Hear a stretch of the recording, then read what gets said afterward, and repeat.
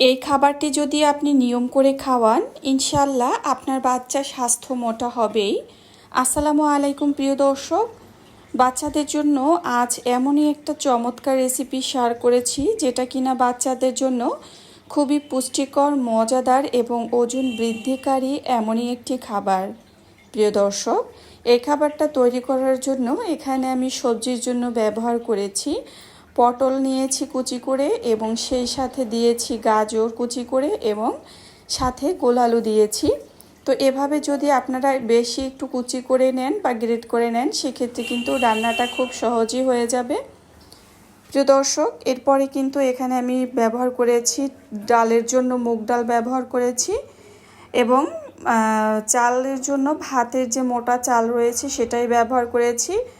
আপনারা হয়তো অনেকে প্রশ্ন করে থাকবেন যে এখানে পোলাওয়ের চাল ব্যবহার করা যাবে কি না। আপনারা চাইলে ভাতের চালের সাথে সামান্য পরিমাণ পোলাওয়ের চাল নিয়েও দিতে পারেন, এতে কোনো সমস্যা নেই। তবে পোলাওয়ের চালের তুলনায় ভাতের চালের পুষ্টি গুণাগুণ অনেক বেশি। আপনি যদি চান যে আপনার বাচ্চার ওজন একটু খুব দ্রুততার সাথে বাড়ুক, সেক্ষেত্রে ভাতের চালটা ব্যবহার করাই ভালো। তো সমস্ত উপকরণ নিয়ে নিয়েছি, আর এই খাবারটা রান্না করার জন্য এখানে আমি দিয়েছি রসুন কুচি, এবং সেই সাথে সামান্য পরিমাণ পেঁয়াজ কুচি, একটু হলুদের গুঁড়া, এবং মশলা হিসাবে দারুচিনি এবং তেজপাতা ব্যবহার করেছি। সাথে স্বাদের জন্য সামান্য পরিমাণ লবণ ব্যবহার করেছি। আর এখানে আমি ব্যবহার করেছি সরিষার তেল। আপনারা চাইলে সরিষার তেলের পরিবর্তে ঘিও ব্যবহার করতে পারেন। তো এখানে আমি সমস্ত উপকরণ দিয়ে হাতের সাহায্যে খুব ভালোভাবে মাখিয়ে নিব। প্রিয় দর্শক, আপনি এই খাবারটা হাতের সাহায্যে যতটা ভালো করে মাখাবেন, এর বাচ্চাদের যে খাবারটা এটা কিন্তু খেতে ওদের কাছে অনেক বেশি ভালো লাগবে। এই খাবারটা যদি বাচ্চাকে নিয়ম করে আপনি কিন্তু সকাল, দুপুর বা রাতের যে কোনো বেলাতেই খাওয়াতে পারেন, এমনকি 2 বেলাতেও দিতে পারেন, তাহলে কিন্তু বাচ্চার ওজন বাড়বে দ্রুত গতিতে। প্রিয় দর্শক, এর সাথে আপনারা চাইলে ডিম যোগ করতে পারেন, সেটা রান্নার সময়ও মিশিয়ে দিতে পারেন, এমনকি ডিম সিদ্ধ করে আলাদা গ্রেড করেও দিতে পারেন, সেটা আপনাদের পছন্দ অনুযায়ী। মূলত আপনি যেভাবে বাচ্চাকে খাওয়ান না কেন, তবে মাছ মাংস ছাড়াও যদি আপনি আপনার বাচ্চাকে এভাবে খাওয়ান, সেক্ষেত্রে কিন্তু আপনার বাচ্চার স্বাস্থ্যের অনেক পরিবর্তন হবে। এবং এখানে যেই সবজিগুলো ব্যবহার করা হয়েছে আর ডাল, এর কারণে কিন্তু বাচ্চা অনেক পরিমাণে পুষ্টি পেয়ে যাবে। এই তো খুবই হাতের সাহায্যে ভালো করে মাখিয়ে নিয়েছি বেশ একটু সময় নিয়ে। এরপরে পরিমাণ মতো পানি দিয়ে দিয়েছি। পানি দিয়ে কিন্তু আমি খাবারটা রান্নার জন্য বসিয়ে দিব।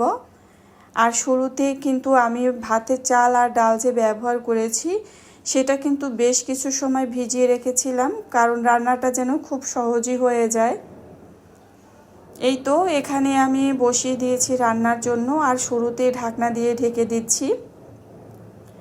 প্রিয় দর্শক, এভাবে ঢাকনা দিয়ে আমি বেশ কিছু সময়ের জন্য অপেক্ষা করব।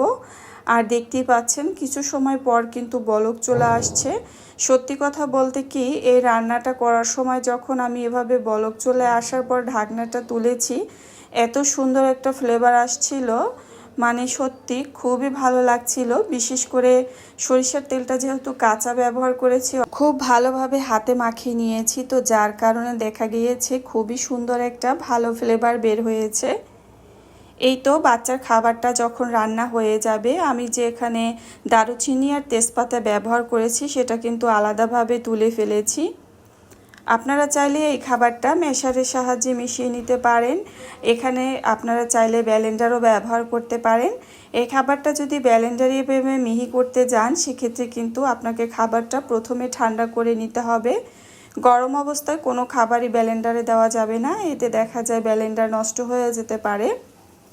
তো যাই হোক, এটা ভিডিওর বাইরে আপনাদের সাথে একটু কথা বলা, আশা করি উপকারে আসবে। যেহেতু আমার ভিডিও দেখে তৈরি করেন, আমি চাই না আপনারা কোনো বিপদের সম্মুখীন হন। তো যাই হোক, এই তো খাবারটা রান্না করা হয়ে গিয়েছে, আর আমি আমার বেবির জন্য তুলে নিচ্ছি। এই খাবারটা 8 মাস বয়স থেকে যে কোনো বয়সের বাচ্চারা খুব সহজেই খেতে পারবে।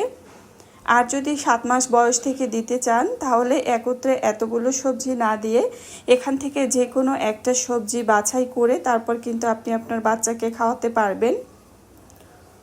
প্রিয় দর্শক, বাচ্চার জন্য সব সময় নতুন নতুন খাবার তৈরি করা হয়। সব সময় একই রকম খাবার খেতে দিলে তারা কিন্তু মজা করে খেতে চায় না, আর সব সময় তাদের খাবারে অনীহা চলে আসে। তাই দেখবেন খাবারে পরিবর্তন আনার দরকার। আপনি যদি একটা খাবার 3 বেলায় দিতে যান তাহলে কিন্তু বাচ্চা খেতে চাইবে না। তো আপনি চাইলে সকালে বা রাতের বেলাতেও দিতে পারেন, দুপুরে অন্য কোনো খাবার দিতে পারেন, বিকালের হালকা নাস্তায় যে কোনো খাবার রাখতে পারেন। এতক্ষণ সাথে থাকার জন্য অসংখ্য ধন্যবাদ।